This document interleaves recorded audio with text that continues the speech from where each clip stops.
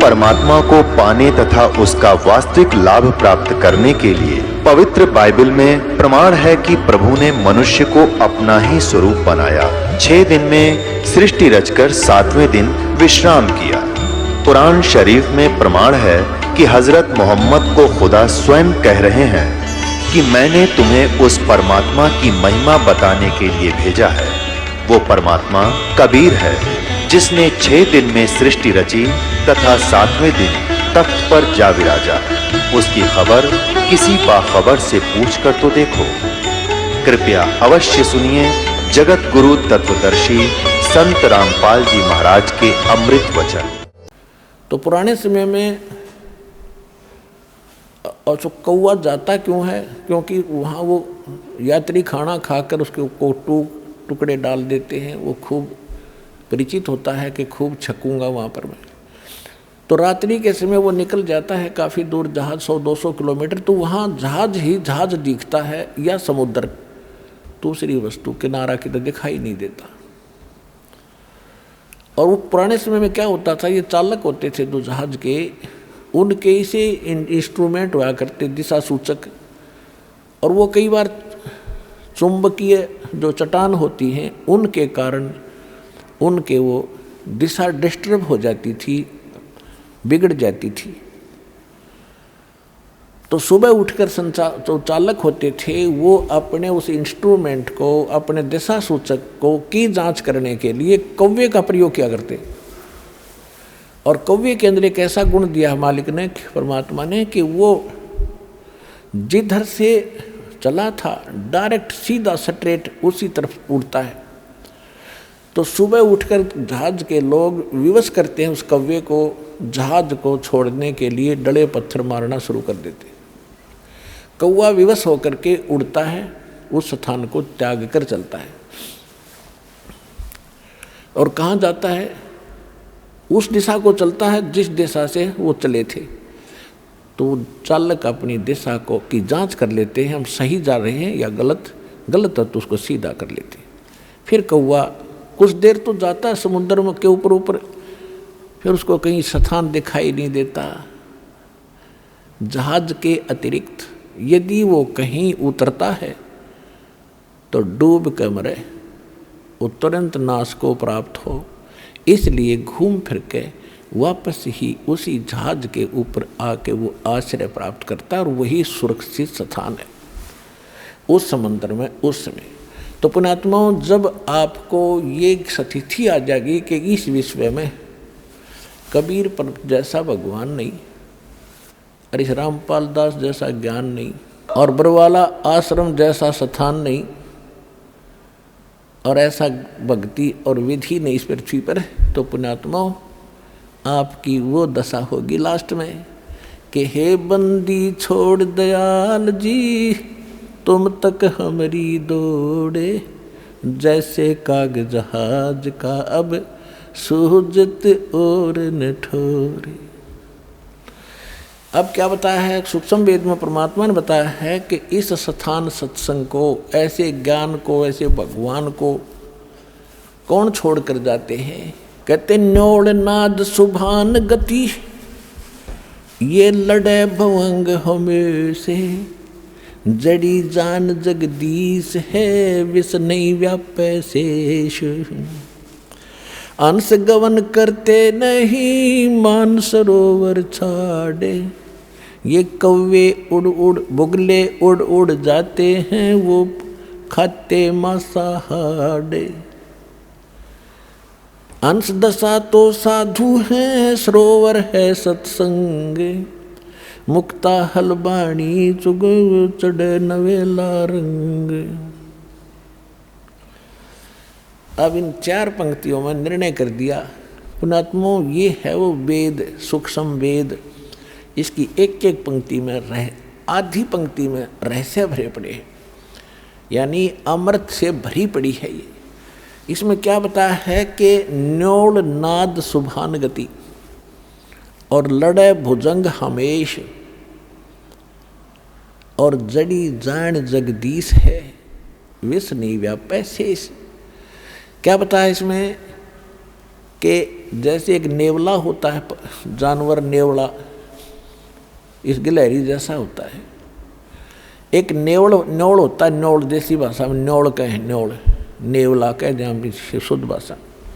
वो एक बहुत बड़े सर्प के साथ युद्ध शुरू कर देता है, लड़ाई शुरू कर देता है। लेकिन वो लड़ाई कैसे करता है, एक जड़ी होती है, एक बूटी होती है जंगल में, उसको उसके निकट जाता है, उसमें से कुछ महक निकलती है, उसको अपने श्वास के द्वारा ग्रहण कर लेता है, अपने सांस में भर लेता है और उस सर्प के सामने आकर आमने सामने होकर श्वासों से उसको छोड़ देता है। और उस जड़ी की इतना दुष्प्रभाव होता है सर्प के ऊपर, वो उसको चक्कर आने शुरू हो जाते हैं। तो ऐसे वो एक बार छोड़ के गया, फिर भर लिया, इतना वो सर्प फिर होशमा इतना फिर आ ले, यानी उसको कति करके अचेत और फिर मुंडी पकड़ के उसकी रगड़ रगड़ के मार डालता है। अब यहाँ परमात्मा कहते हैं कि आप तो एक छोटे से, देखो नेवला तो सारा 9 इंच का और सर्प ओजा मनमान 10-10, 12-12 इंच फुट के, और इतने तगड़े नेवले की क्या औकात है, सीधा लड़ ले उससे। तो आप तो समझो हम तो हैं नेवले और यू काल है सांप मारी, अब इसके साथ लड़ाई होगी शुरू। और ये जो सतनाम और सारनाम या वह जड़ी है, इसने सूंघे जाइए और छोड़े जाइए, सूंघे जाइए और छोड़े जाइए। तो ये काल आपके निकट नहीं आ सकता, यो आप भागड़ की सोचेगा, आप तय न सोचा मर गया मैं तो भाग पीछा छूट जाता। न्योल नाद सुभान गति ये लड़त भुजंग हमेशे, जैसे न्योला सर्प के साथ लड़ता है, ऐसे वो नाद, वो शब्द, वो मंत्र, उस जगदीश का जो मंत्र है, उस परमात्मा का यथार्थ जो मंत्र है, वह वो जड़ी है। विष नहीं व्यापै शेष, शेष नाग 1000 फन का, यानी छोटे मोटे देवी देवता तो समझ लो सर्प, और काल ने समझ लो शेष नाग 1000 फणों वाला। कहते वो भी निकट नहीं आ सकता आपके इस परमात्मा के सच्चे नाम के सामने, काल भी आपसे कोसों दूर रहेगा।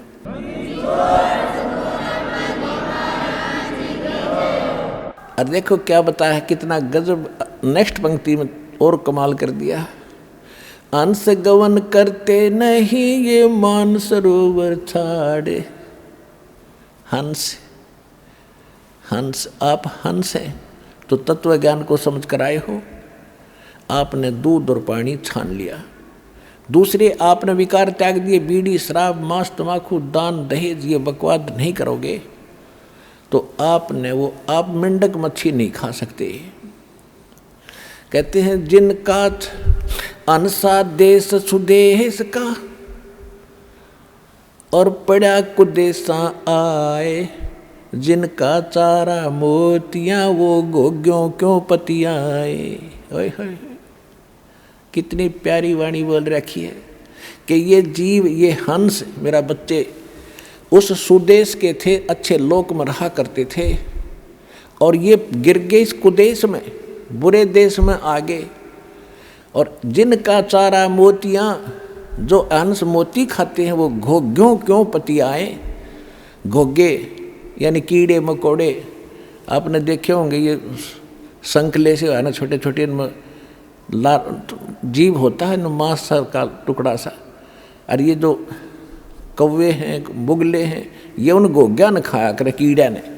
तो कहते जिनका चारा मोतियाँ, जिनको ये पता लग गया हम तो सतलोक के रहने वाले हैं, ये गंद थोड़ा ही खाया करते हैं, मांस खाना, शराब पीना, बकवाद करना, तम्बाकू पीना, ये कोई, ये हंसों के काम है, अच्छी आत्माओं के काम थोड़े ही है। तो जब आपको कहते हैं हंसा देश सुदेश का और पड़ा कुदेशा आए, और जिनका चारा मोतियां वो गोग्यों क्यों पतियाए, गोग्यों के ऊपर कैसे प्रसन्न होंगे वो नहीं खा सकते। राम नाम के मोती खाएंगे, परमात्मा के गुण गाया करेंगे, रोज डेली भक्ति करेंगे, दान करेंगे, धर्म करेंगे, इनका तो ये थे वो मोती, ये खाने चाहिए थे। परमात्मा कहते हैं चारों युग में मेरे संत पुकारे और कूक कहा हम हेल रे, ये हीरे माणिक मोती बरसे ये जग चुगता ढेल रे।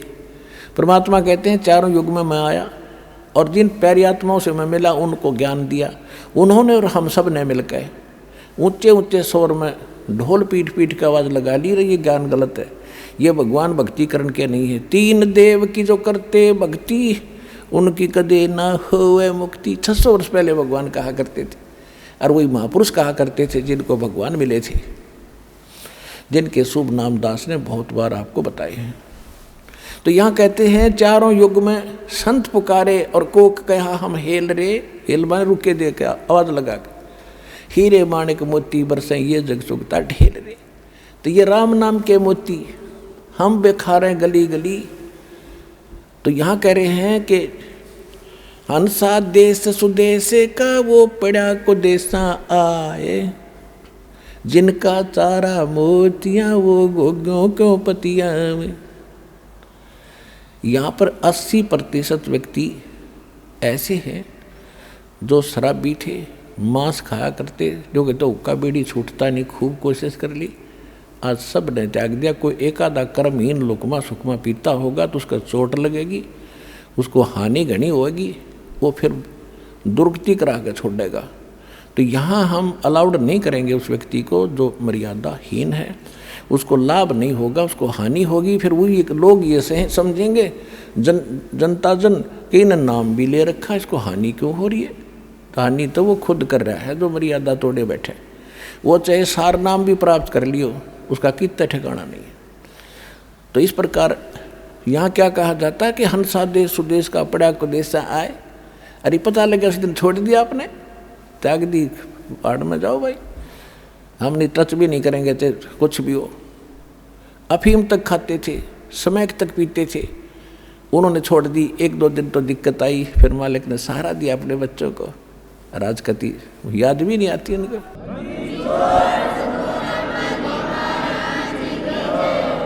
अब क्या बताते हैं, हंस गवन करते नहीं वो मान सरोवर छाड़े। हंस जिन्होंने दूध पानी छान लिया वो प्यारी आत्मा, यानी दूध पानी छानने का मतलब है कि ज्ञान सुन लिया, प्रमाण देख लिए, सदग्रंथों से मेल कर लिया, बस खत्म हुई कहानी। अब आप इंटरव्यू में सुनते हो, भक्तों के अनुभव सुनते हो, प्रत्येक की जुबान पर यह है कि पृथ्वी पर ऐसा ज्ञान नहीं, ऐसा भगवान नहीं, ऐसे सुख हम आज तक सोचे न देखे जो हमको मिल रहे। तो भगवान को इसलिए खोजा करते थे कि वो इसे सुख देता ही देता है, भगवान ने ना मिला था हमने। परमात्मा मिलने के बाद फिर दुख के मांगा आपके, वाह भाई वाह। हंस गवन करते नहीं ये मान सरोवर छाड़े।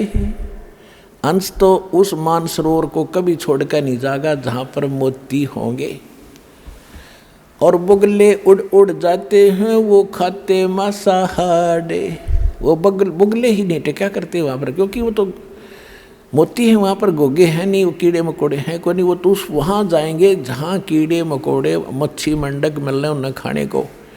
तो जो हंस हैं वो यहाँ से नहीं जा सकते। अब क्या बताया है, हंस दशा तो साधु हैं। साधु माने जिसने अपने आप को साध लिया, बुराई छोड़ दी, सीधा साध सोए जो सीधा चले, सीधा में विकार रहित बकवादें छोड़ के वो साध है। और साध का कोई लाल पीले कपड़े साध बने हैं क्या? आप सारे साध हो, आप सारे भक्त हो, आप हंस हैं जिन्हें बुराई त्याग कर भगवान की भक्ति प्रारंभ कर दी। हंस दशा तो साधु है, सरोवर है सत्संग। अब निर्णय भी कर दिया कि ये सत्संग है, ये तो है सरोवर जिसमें मोती के अतिरिक्त कुछ नहीं या बकवाद नहीं है। और जो बुगले हैं, जो हंस हैं, वो यहाँ कति खुश होकर आएंगे, उन्हें चाहिए मोती खाने। उन्होंने तो राम नाम के चर्चा भगवान की चलती, सारा दिन भाई बहन बैठ कर बतलाती हैं आपस में, भाई बालक से चर्चा करते हैं, बहनें आपस में बताते हैं हमें ये सुख हुआ, हमें ये सुख हुआ, तो औरों का भी दिल डटता है कि सचमुच हमें भी कभी ना कभी मारी भी सुनाई होगी इस सच्चे दरबार में। जब सबकी हो रही है तो होगी सबकी, लेकिन आपने हिम्मत रखनी पड़ेगी, वो थोड़ा समय देना पड़ेगा दाता को। धीरे धीरे रे मना, धीरे सब कुछ हो, माली सींचे सोगड़ा, समय आए फलो। एक आम के पौधे को हम बोते हैं, पहले गुठली बोएंगे बीज, फिर धीरे धीरे कई दिनों में तो अंकुर दिखेगा उसका, फिर पेटा भरेगा, कहाँ के में चिमका थोड़ा सा, फिर धीरे धीरे उसके 2 पत्ते आएंगे, फिर 4-5 हो जाएंगे, फिर धीरे धीरे, यानी उसकी सिंचाई प्रॉपरली करते रहना। और नू ना देखना कि 15 दिन के बाद इसके आम तो ना लगे, आम लगेंगे, थोड़ा समय दो। और एक बार करके देखो पूरा, उसने इतने आम लगेंगे खुद भी खा लोगे और पड़ोसी भी तोड़ लेंगे, रिश्तेदारी में भेज दोगे तो भी खत्म ना होगी। तो राम नाम का बीज सद्भक्ति आपको दिया। तो राम नाम का बीज वास्तविक पूर्ण परमात्मा आपको अब मिले हैं। जो बीज बोया है आपने, इसको एक बार सिंचाई करो इसकी, दान धर्म से, भक्ति सिमरण से, और देखना फिर आपके सामने आपके मुंह का थूक सूख जाएगा। ये बताते बताते दूसरों को कि मुझे के लाभ दिया, आधे तो भूल भी जाओगे, याद भी ना रहेंगे, 5-6 याद आया कर बताएं बस को, ये और रह गई, ये और सुख दिया भगवान ने।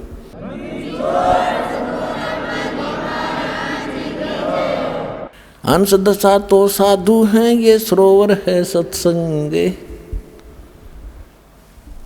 मुक्ता हलबाणी चुगेंगे चढ़ नवेला रंगे। यहाँ जितने ज़्यादा आओगे उतना ही दृढ़ विश्वास बनेगा, आपके पुण्य ज़्यादा होंगे। यहाँ पुण्य कैसे बढ़ते हैं? यहाँ पुण्य देखो, हम अन्य स्थानों पर जाते हैं, कहीं पर भी आप जाओ, रिश्तेदारी में जाओगे या कहीं और कहीं बैठोगे जहाँ भक्ति की चर्चा नहीं, तो क्या बतलाओगे? चाहे अच्छी बात भी बतलाते हो तो पुण्य तक कोई नहीं बन रहा। कहीं पर भी आप बैठ के, तो यहाँ आप चर्चा भी करोगे ना भगवान की, सुनोगे या आपस में बतलाओगे, तो वो ज्ञान यज्ञ का फल आपको साथ मिल रहा है। और पहले हम केवल एक पाठ्य करके न सोचा करते, गीता का एक पाठ कर दिया हमने, बहुत बड़ी कमाई कर दी, उसका भी राहत मिला करती थी, लेकिन मोक्ष नहीं था।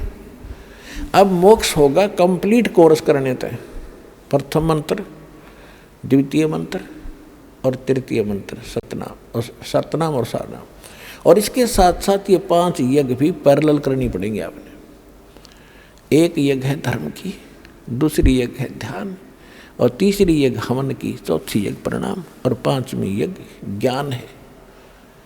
आपने ये भी साथ साथ करनी पड़ेगी। जैसे बीज बो दिया, बीज तो समझो ये मंत्र हैं जो आपको दिए जाते हैं, और खेत आपका अंतःकरण है, ये ज्ञान से साफ हो चुका है। अब इसमें सिंचाई की जरूरत पड़ती है, तो ये 5 यज्ञ जो हैं ये आपकी सिंचाई करेगी, और ज्ञान यज्ञ जो है ये आपके अंतःकरण का अड़ंगा खरपतवार साथ के साथ साफ भी करेगी। पहले भी इसी का काम था सफाई करने का, कस्सी और कसोलियाँ थे, हल और ट्रैक्टर से, ये समझ लो ये ज्ञान यज्ञ है। तो ये 5 यज्ञ प्रॉपर चलेंगे साथ की साथ। तो जैसे एक यज्ञ है धर्म की, आप देख रहे हो यहाँ कितने दूर दूर से भक्त आ रहे हैं, कितने 2-2 हज़ार 1500 किलोमीटर से छोटे छोटे बच्चों को लेकर अपनी माता पिता को, बूढ़े बूढ़ों को साथ ला रहे। पता लग गया कि इनका जीवन सुधर जाएगा। अंतिम सांस में भी पुण्यात्माओं ये सत्कर मान लेना, दास कोई डूम बांट के गीत नहीं सुना रहा, दास वो कथा सुना रहा जो भगवान ने बता रखे, अपना विधान उसने आप बता रखे है, और दास तो केवल आप तक पहुंचा रहा है उसके दिए हुए संविधान को एज ए एडवोकेट समझ लो, मुझे उस भगवान के और आपके बीच का वकील समझो। दास तो सिर्फ पढ़ कर सुना रहा है कि उस मालिक का ये विधान है, ऐसे करोगे ऐसे हानि, ऐसे करोगे ऐसे लाभ। तो उस परमात्मा का बताया विधान है ये। यहाँ रोगी आते हैं, अंतिम सतिथि पर भी आते हैं, सब जगह जवाब मिल जाता है, यहाँ आते हैं और परमात्मा उनको स्वस्थ कर देता है। अब यहाँ बहुत से केस ऐसे देखे हैं, दीक्षा ले गए, आराम हो गया, वहाँ आ गया पड़ोसी या कोई बीमार का पता करने रिलेटिव आ जाते हैं, कोई बुआ आ गई, कोई बहन आ गई, उसने जैसा ज्ञान है वो जरूर आकर कहेगी, क्योंकि वह न सोचा है मेरा भाई बहन भाभी मर ना जा, और मुझ वो जो ज्ञान पता है उसने फाइनल मान रही है, वो कहे है कि चल वहाँ झाड़ा लगाते हैं, झाड़ा और लगा ले। अब वो बेचारा ने सोचा तेरी बहन है, बुआ है, तेरे हित में ही कह रही है, उसको उठ के उसके साथ चलेगा, उन्हें झाड़ा लगा लिया। उस झाड़ा लाने से हमारा परमात्मा का कनेक्शन कट गया, वहाँ कुछ था ही नहीं उस नकली के पास। तो अब वो रोग फिर शुरू हो गया और मृत्यु को प्राप्त हो गया। बता, चाट ले उसने। तो परमात्मा कहते हैं जब तक हंसा हमरी आना और काल लगे नहीं तेरा बाणा, इसकी मर्यादा में रहो तो इस प्रकार दिक्कत हो सकती है आपको, नहीं तो सबको सुख देगा। और फिर बात ये रही कि जैसे नाम ले लिया और नाम ले लिया, नाम लेने के बाद भी जब मृत्यु हो जाती है, ये समझ लो उसका मानव शरीर मनुष्य जीवन गारंटीड है उस भगवान के दरबार में। 9 महीने 10 महीने के बाद फिर आ लेगा नया कपड़ा पहन के और फिर भक्ति शुरू हो जाएगी। और यदि मर्यादा में रहेगा तो मोक्ष होगा, स्वस्थ भी होगा और मोक्ष होगा, दोनों काम होंगे। तो ये वो सच्चा स्थान है।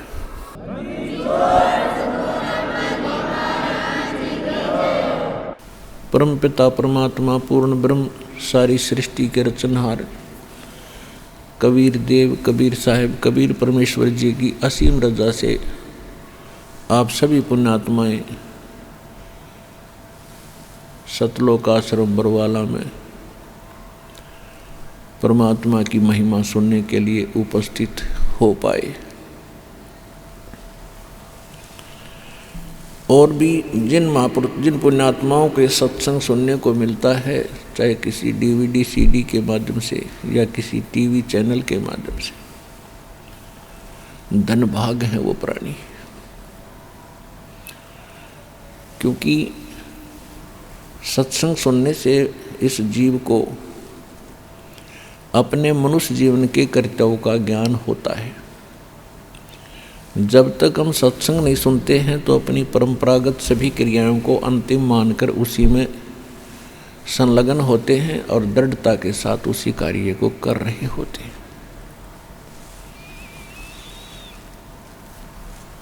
तो सत्संग सुनने से ज्ञान होता है कि मानव शरीर किस लिए प्राप्त हुआ था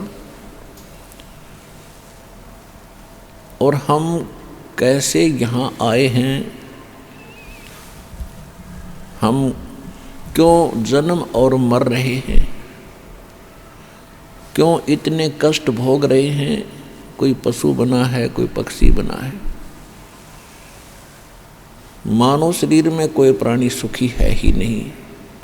यदि कोई अपने आप को सुखी मान रहा है उसकी भारी भूल है। कबीर परमात्मा ने आकर बताया है कि तुम ऐसे गंदे लोक में रह रहे हो जहाँ पर आपका एक श्वास का भी भरोसा नहीं है कि कब आप यहाँ से चले जाओ। और फिर आप ऐसे यहाँ पर बड़ी बड़ी कोठियाँ बना के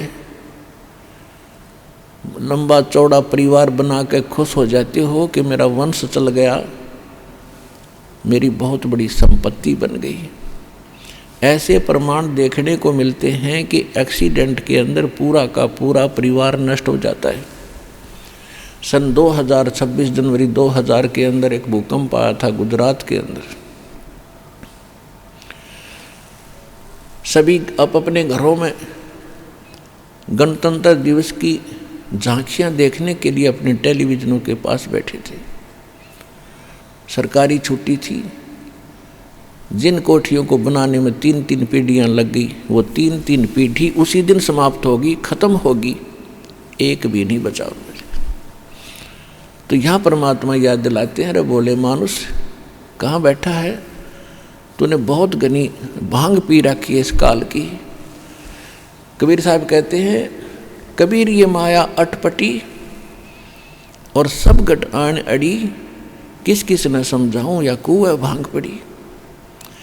फिर इसका विकल्प बताते हैं परमात्मा कि तू यहाँ का रहने वाला नहीं है, तेरा अपना स्थान सतलोक है। सतलोक माने अविनाशी नगर, अविनाशी देश। उस सतलोक के अंदर चल, वहाँ तुझे कोई आपत्ति नहीं आवेगी, ना वहाँ भूकंप है, ना वहाँ अकाल है। सदाबहार सब फल फ्रूट मेवा और सभी ये वहाँ बाग बगीचे झरने बह रहे हैं। तो पुण्यात्माओं, हमें आज तक कोई ये बताने वाला मिला ही नहीं था कि इसके अतिरिक्त भी कोई स्थान है जहाँ हम जा सकते हैं। हमने स्वर्ग सुने थे, स्वर्ग, और उसको हम बहुत उत्तम स्थान माने थे। अब परमात्मा के ज्ञान से, इस रोशनी से पता चला कि ये स्वर्ग क्या है। ये सबसे बड़ा धोखा इस जीव के लिए। स्वर्ग वो स्थान है जैसे किसी बड़े शहर में बड़ा होटल हो, जिसमें सब बकवादे हों, नाचने गाने वाली हों, गुटी सूटी लाने के लिए सारी व्यवस्था हो, बढ़िया खाना पीना हो, और जब तक वो होटल में रहता उसे कोई काम नहीं, घंटी बजाई और सारी सुविधा हाजिर पाई।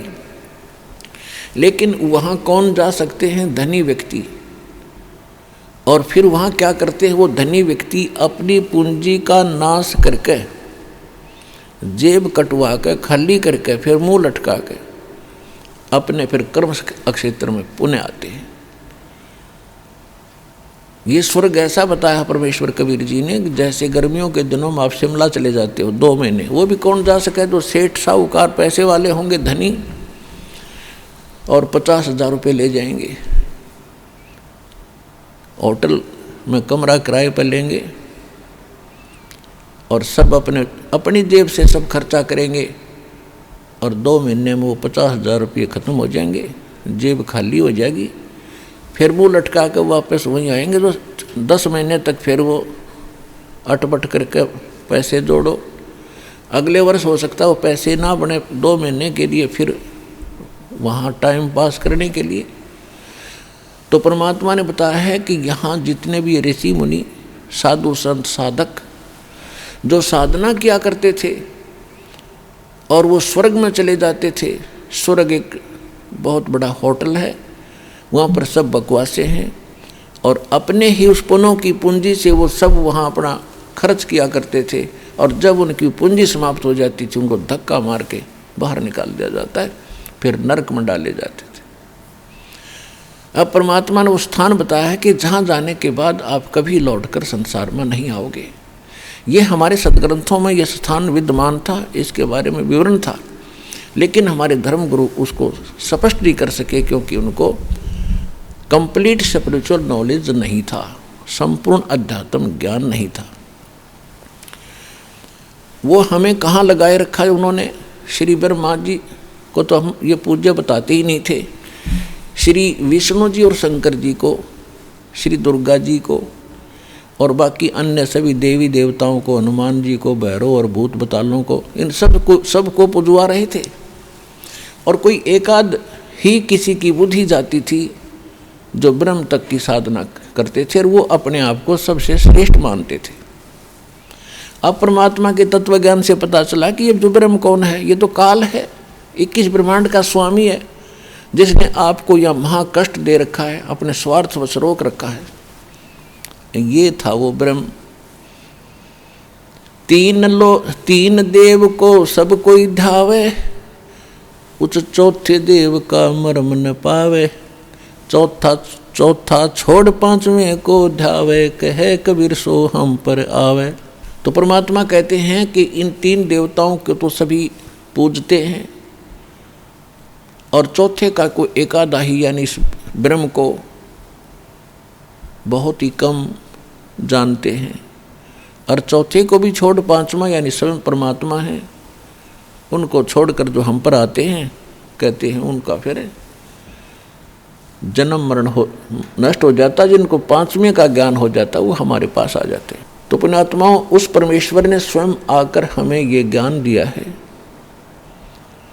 कि एक और स्थान है जहाँ कोई दिक्कत नहीं, कभी मृत्यु नहीं होती। जैसे श्रीमद् भगवत गीता पवित्र हिंदू धर्म के श्रद्धालुओं के लिए एक अनमोल ग्रंथ है और बहुत ही आदरणीय ग्रंथ रहा है। हमारे धर्मगुरु इसी को नहीं समझ सके, ये संकेत क्या कर रहे हैं। ये कहते रहे श्री कृष्ण जी ने गीता जी का ज्ञान दिया। यदि हम ये मानकर चलें कि श्री कृष्ण जी ने गीता जी का ज्ञान दिया, वैसे तो श्री कृष्ण जी के शरीर में प्रवेश करके इस काल भगवान ने ब्रह्म ने ये ज्ञान बताया। जैसे कोई भूत प्रेत प्रवेश करके दूसरे की बॉडी में अपना ज्ञान दे देता है। जैसे ब्रह्मा कुमारी पंथ है, ये माउंट आबू पे, ये एक भूत का चलाया हुआ है। किसी में एक भूत आता है, कोई माई में या किसी भगत में, और वो अपनी अटपट बकवास करके चला जाता है। तो इसी प्रकार वो काल श्री कृष्ण जी में प्रवेश करके बोल रहा था। यदि हम श्री कृष्ण ही मान कर चलें, और ये कहा करते श्री कृष्ण जी सर्वेश्वर हैं, अमर हैं, विष्णु जी के अवतार थे, और ये सब के मालिक हैं, सब ब्रह्मांडों के रचनहार हैं, इनकी जन्म मृत्यु नहीं होती। श्रीमद् भगवत गीता अध्याय नंबर 2 श्लोक 12 में, श्रीमद् भगवत गीता अध्याय नंबर 4 श्लोक 5 और 9 में, श्रीमद् भगवत गीता अध्याय नंबर 10 के श्लोक नंबर 2 में गीता ज्ञानदाता कहता है, अर्जुन तेरे और मेरे बहुत जन्म हो चुके, तू नहीं जानता, मैं जानता हूँ। तो ये खाक थे हमारे धर्मगुरु, इस शब्द ग्रंथ को नहीं बता सके ढंग से। ये कहना क्या चाह रहे हैं? गीता ज्ञानदाता कहता मैं नाशवान, तू भी नाशवान है। फिर क्या बताया है कि परमात्मा जो वास्तव में अविनाशी परमात्मा तो कोई और है। गीता अध्याय नंबर 15 के श्लोक नंबर 16 और 17 में, और गीता अध्याय नंबर 15 के श्लोक 1 से 4 में ये बताया कि उल्टा लटका हुआ संसार रूपी वृक्ष है, ऊपर को उसकी जड़ है और नीचे को 3 गुण रूपी शाखा है। और जो संत इस उल्टे लटके हुए संसार रूपी वृक्ष के सभी पार्ट बता देगा, सभी भाग बता देगा, सवेदवित, वो तत्वदर्शी संत है। गीता अध्याय नंबर 4 के श्लोक नंबर 32 और 34 का निष्कर्ष है कि गीता ज्ञानदाता कहता है कि मैंने जो अभी तक धार्मिक यज्ञों की जानकारी दी है ये कंप्लीट नहीं है। वो कंप्लीट जानकारी तो स्वयं परमात्मा अपने मुख कमल से बोलता है, उसको तत्व ज्ञान कहते हैं। वो सहशरीर आता है यहाँ के अपने मुख कमल से बोलता है, उसको तत्व ज्ञान कहते हैं। और उस तत्व ज्ञान को तू तत्वदर्शी संतों के पास जाकर समझ, उनको दंडोत प्रणाम करके और कपट छोड़कर प्रश्न करने से वो तत्वदर्शी संत तुझे उस परमात्म तत्व का, वो तत्व ज्ञान का उपदेश करेंगे। तो इससे सिद्ध है कि गीता ज्ञानदाता भी नहीं जानता उस तत्व ज्ञान को। और फिर 15वें अध्याय के प्रथम मंत्र में ये भी क्लियर कर दिया है कि वो तत्वदर्शी संत होगा कौन, क्या पहचान है उसकी, कि उल्टे लटके हुए संसार रूपी वृक्ष को, उसके सभी विभागों को जो बता देगा वो तत्वदर्शी संत है। तो परमेश्वर स्वयं ये लीला करते हैं, चारों युग में मेरे संत पुकारे, कोक कहा हम हेल रे, हीरे माणिक मोती बरसे, ये जग सुगता ढेल रे। परमात्मा बताते हैं कि हम चारों युगों में आते हैं और अपने प्यारी आत्माओं से मिलते हैं, उनको तत्व ज्ञान से परिचित कराते हैं, वो भी गुण गाते हैं सच्चाई का, यथार्थ भक्ति मार्ग का। और मैं स्वयं भी एक संत की भूमिका करके यही ज्ञान बताता हूँ।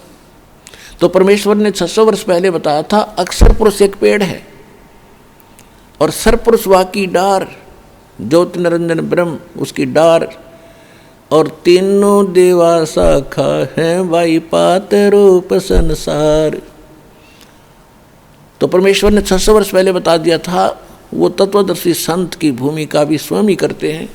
ये सभी वेद गवाही देते, आपके बहुत बार रूबरू किया है कि वेदों में यही प्रमाण है कि परमात्मा ऐसी लीला करता है। सहशरीर सतलोक में बैठा है, वो वहाँ तेजों में लोक है, ऐसी पृथ्वी जैसी ये है, लेकिन उसका मटेरियल अविनाशी है।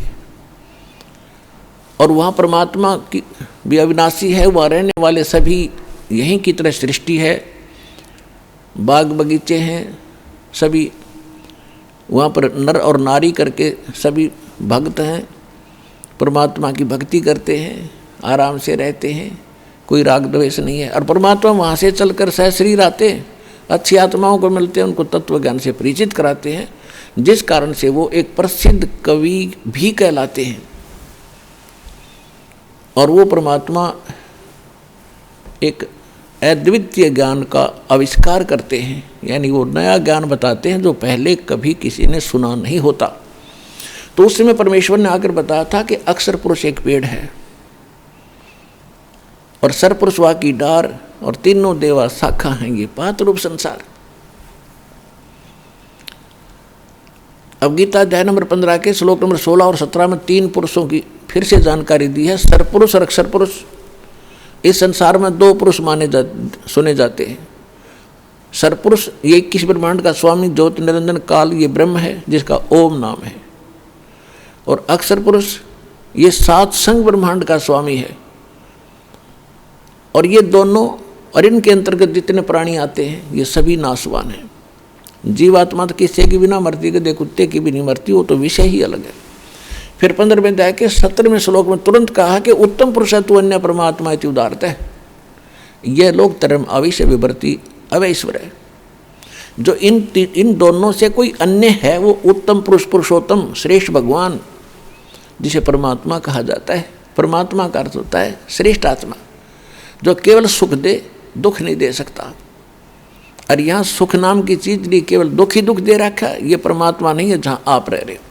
ये लोक परमात्मा का नहीं, ये तो काल भगवान का लोक है। फिर बताया है कि वो तीनों लोकों में प्रवेश करके सबका धारण पोषण करता है।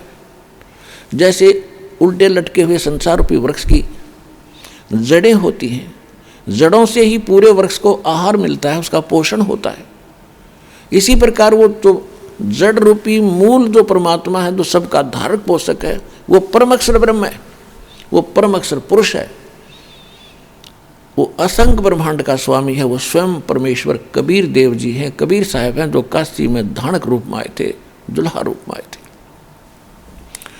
और वही तीनों, जैसे संसार रूपी वृक्ष को जड़ों से ही सबका उसका पोषण होता है, इसी प्रकार गीता अध्याय नंबर 15 के श्लोक नंबर 17 में कहा कि यह लोक धर्म आविश्य विवर्ती, जो तीनों लोकों में प्रवेश करके सबका धारण पोषण करता है, स अवैश्वर है, वो वास्तव में अविनाशी परमात्मा है।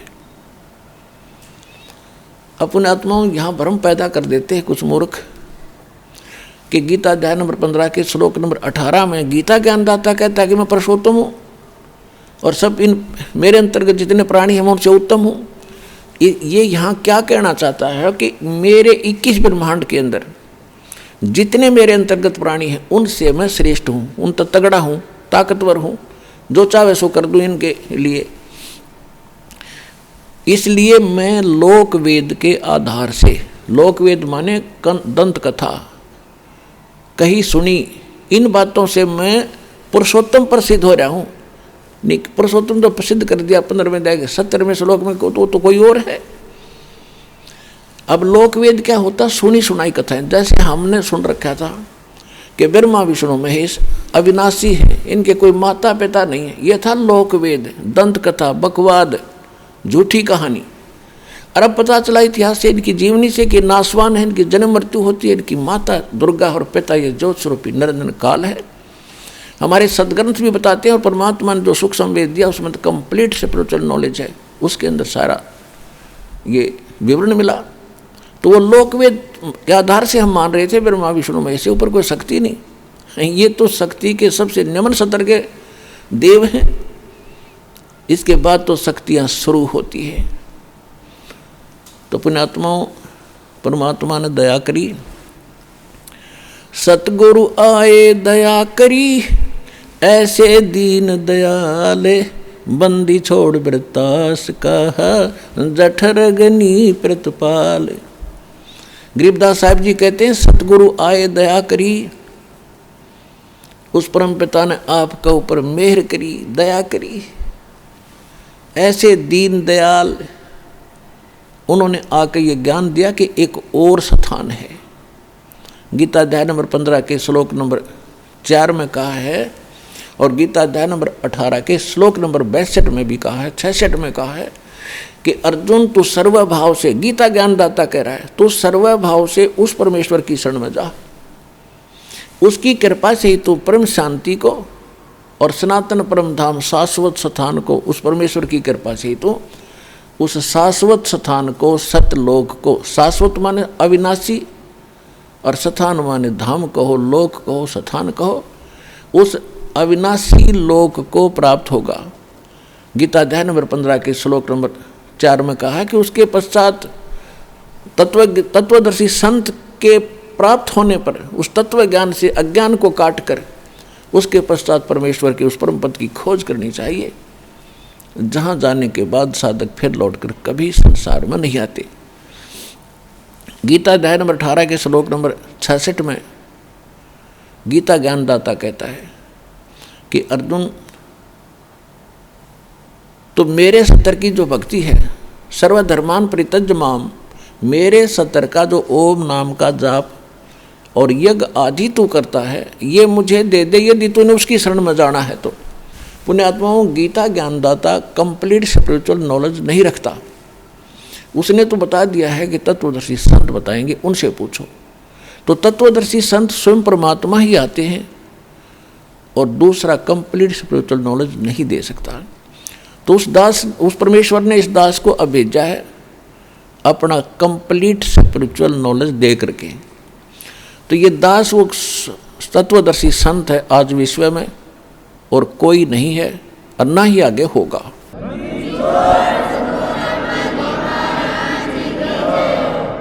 तो इसमें क्या बताया है कि जैसे गीता ज्ञानदाता ने गीता अध्याय नंबर 8 के श्लोक नंबर 13 में अपनी साधना बता दी। ओम इति एकाक्षरम ब्रह्म व्यवहारण माम अनुस्मरण ये प्रियाति तजन देहम सयाति परमाम गतिम। मुझ ब्रह्म की, गीता ज्ञानदाता ब्रह्म है, इसमें स्पष्ट भी हो गया है कि मुझ ब्रह्म का केवल एक ओम मंत्र है, नथिंग एल्स, और नहीं कुछ भी। और जो अंतिम श्वास तक इसका सेवन करता हुआ शरीर छोड़कर जाता है तो वो परम गति को प्राप्त होता है। कौन सी परम गति को? जो ओम से होती है। ओम के जाप से ब्रह्मलोक प्राप्त होता है। श्री देवी भागवत 7वें स्कंद में श्री देवी जी खुद कह रही है राजा हिमालय को कि तू सब बातों को छोड़ दे और मेरी भक्ति भी त्याग दे, जितना मोक्ष चाहिए से। जैसा वो ज्ञान जानती थी ब्रह्म तक का, ये ओम नाम का जाप कर, ब्रह्म पाने का उद्देश्य रख, तेरा कल्याण हो जाएगा और ब्रह्म लोक को प्राप्त हो जाएगा। वो ब्रह्म लोक में रहता है, ब्रह्म दिव्य आकाश रूपी ब्रह्म लोक में वो ब्रह्म रहता है। तो ओम नाम के जाप से ब्रह्म लोक प्राप्ति होती है। गीता अध्याय नंबर 8 के श्लोक नंबर 16 में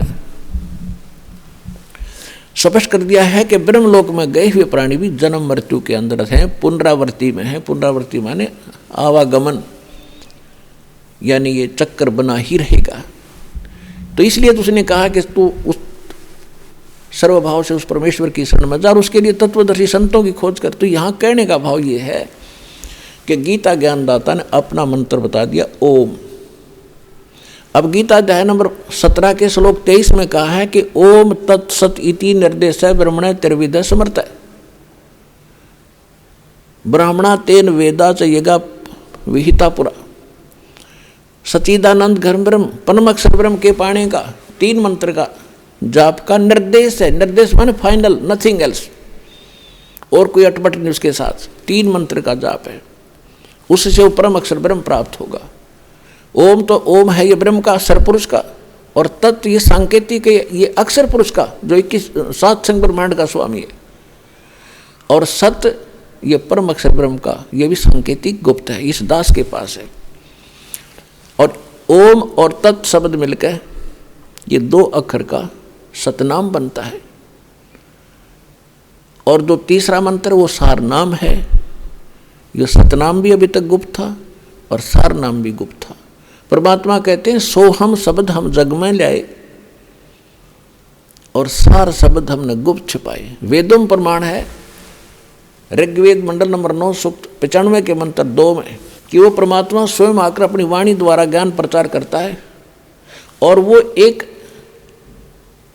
विशेष मंत्र, गुप्त मंत्रों का का रहस्य वो आविष्कार करता है, गुप्त मंत्र का आविष्कार करता है। यह परमात्मा कहते सो हम शब्द हम जग में लाए। किसी भी ग्रंथ में आज तक, किसी भी धर्म के ग्रंथ में जब तक परमात्मा नहीं आए थे 600 वर्ष से पहले, आप देख लिए पुराण, कुरान, बाइबल और अपने वेद, गीता, सोहम शब्द आपको नहीं मिलेगा। तो सोहम शब्द हम जग में लाए और सार शब्द हमने गुप्त छुपाए। तो पुण्यात्मा,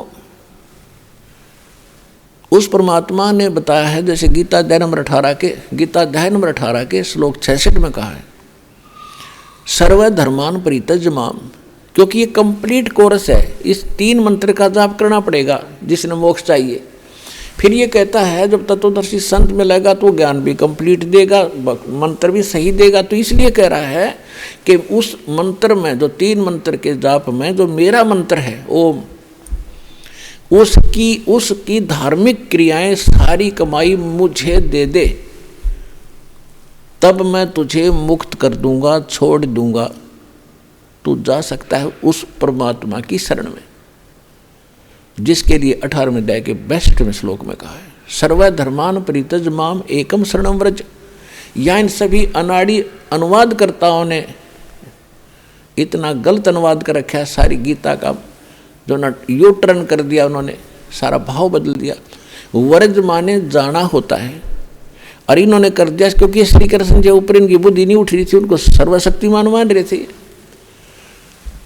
तो इन्होंने कर दिया कि मेरी सभी मेरी पूजाओं को मुझ में छोड़कर मेरी शरण में आ जा। गीता अध्याय नंबर 2 के श्लोक नंबर 7 में अर्जुन पहले ही कह रहा है कि मैं आपकी शरण में हूँ, आप मेरे भगवान हो, मेरे गुरु हो, और मेरी बुद्धि काम करना बंद कर गई है, जो मेरे हित में हो आप बताओ, मैं आपकी शरण हूँ। शरण तो पहले ही था, अब ये क्या कहना कि मेरी शरण में आ जा।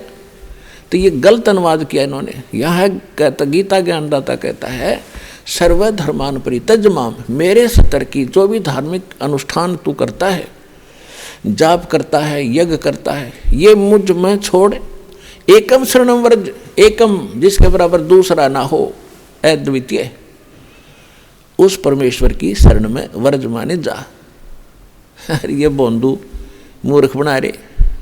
आइए अब हम उन श्रद्धालुओं के अनुभव जानते हैं जो जगत गुरु तत्वदर्शी संत रामपाल जी महाराज जी से दीक्षा प्राप्त कर चुके हैं तथा उनके द्वारा बताए गए भक्ति मार्ग पर चल रहे हैं। नमस्कार सर। नमस्कार सर जी। सर क्या नाम है आपका?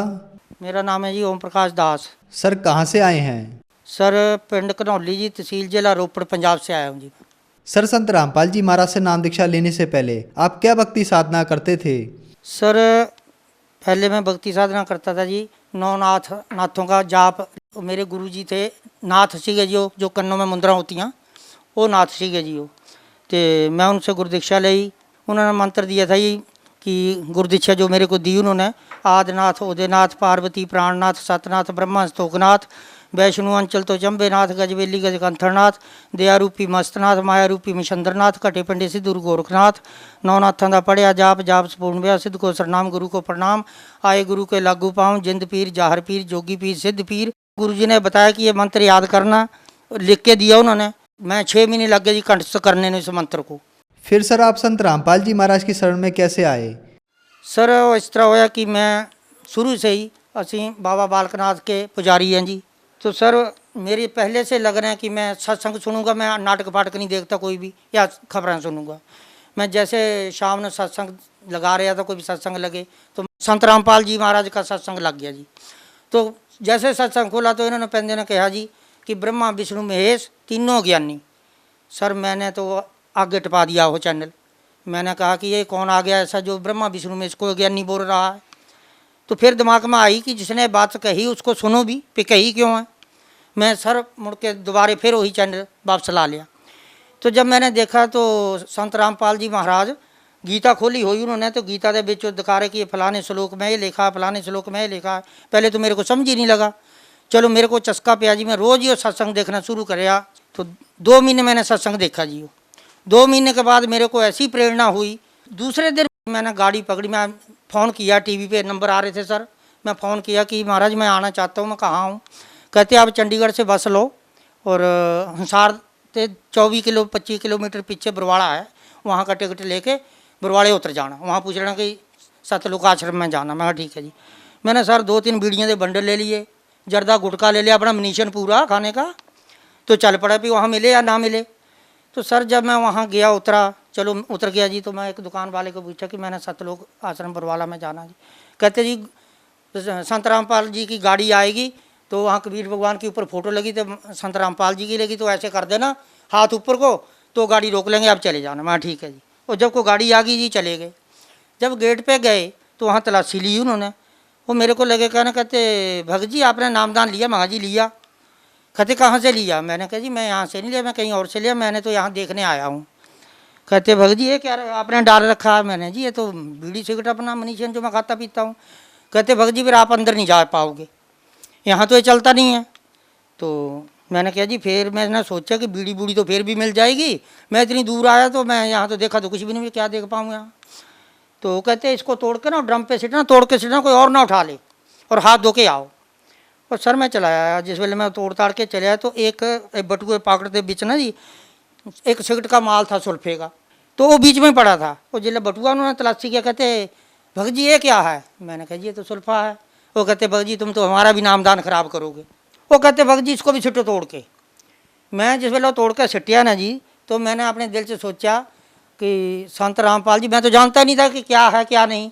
मैंने कहा ऐसे तो डेरे बहुत बनाए हो, को किसी ने डेरों पे धंधा तोड़ रखा पैसे कमाने का। तो मैंने कहा अच्छा भाई संत रामपाल जी महाराज तुम्हारे डेरे में आ रहा हूँ, मेरा मनीशन तोड़ा दिया सारा ही, तो जे तेरे जो पावर है ना, तो मैं मुड़ के इस मनीशन को हाथ ना लगाऊँ। अब है तो बुरी चीज़ है, मेरे को तो किसी गुरु ने मना नहीं करा।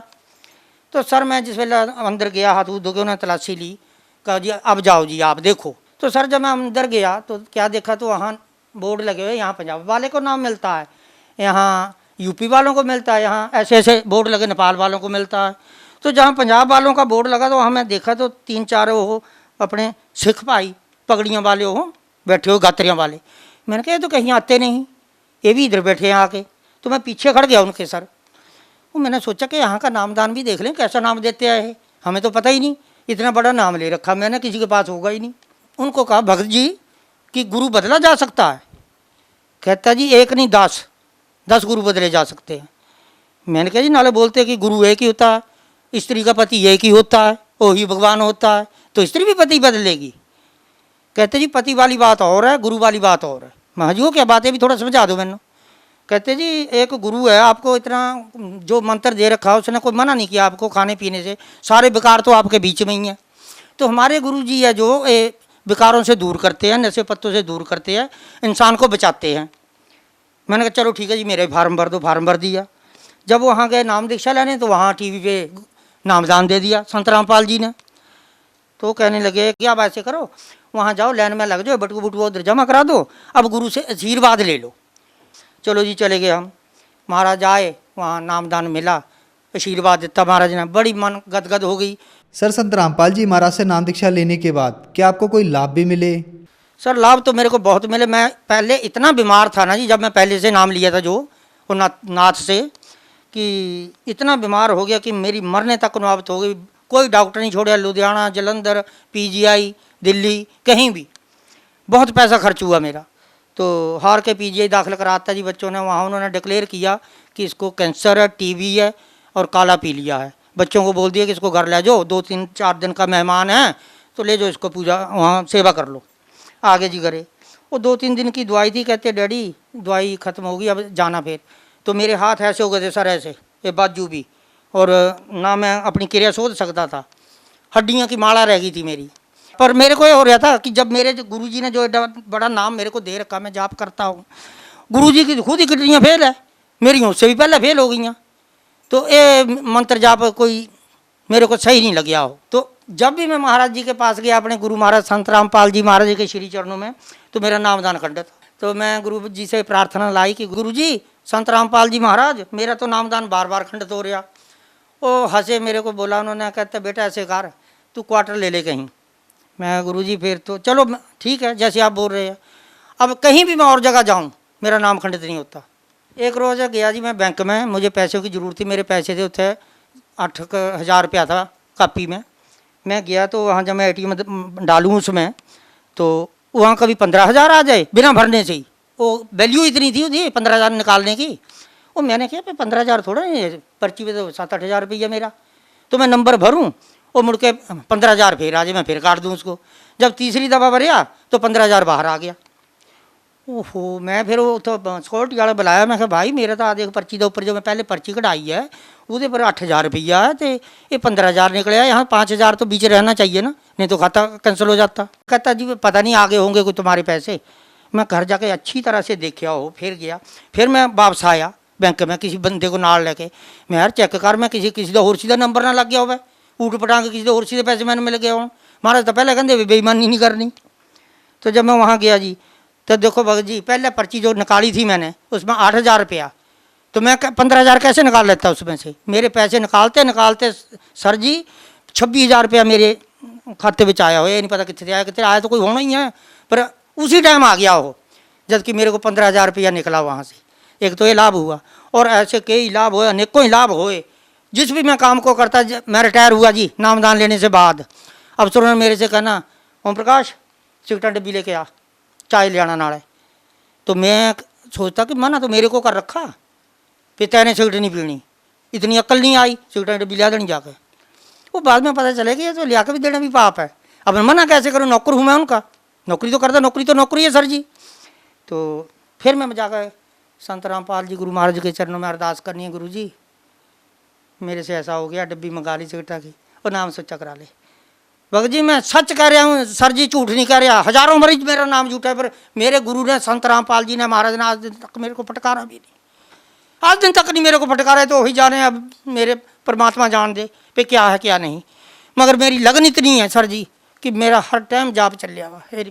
सर संत रामपाल जी महाराज जेल में हैं, तो आप लोगों को कैसे ठीक कर रहे हैं? सर संत रामपाल जी महाराज जेल में नहीं है, ये तो लोगों को भ्रम है कि संत रामपाल जी महाराज जेल में है। वो जेल में नहीं है, जेल में गया कौन नहीं। अब हमको भी बोलते लोग, कहते हैं कैसा गुरु आपका जो उसमें पावर हो तो जेल में क्यों बैठा है।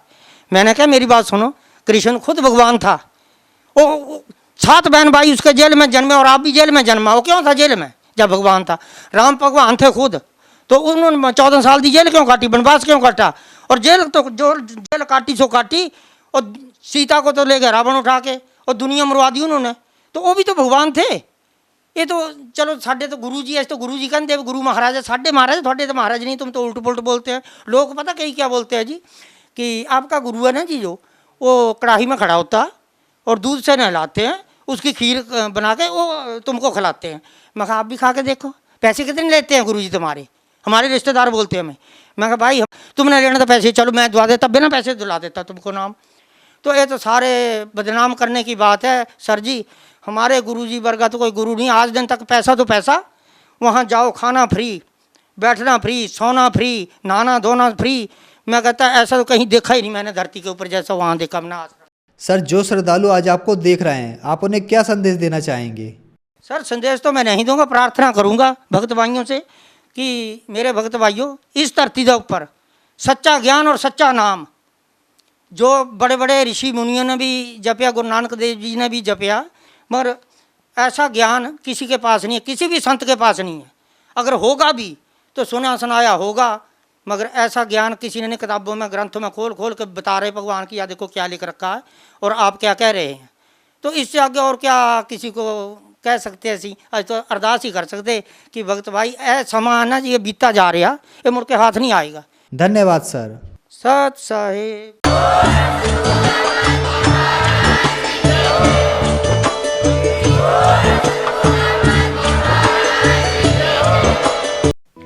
आप सुन रहे थे जगत गुरु तत्वदर्शी संत रामपाल जी महाराज के मंगल प्रवचन।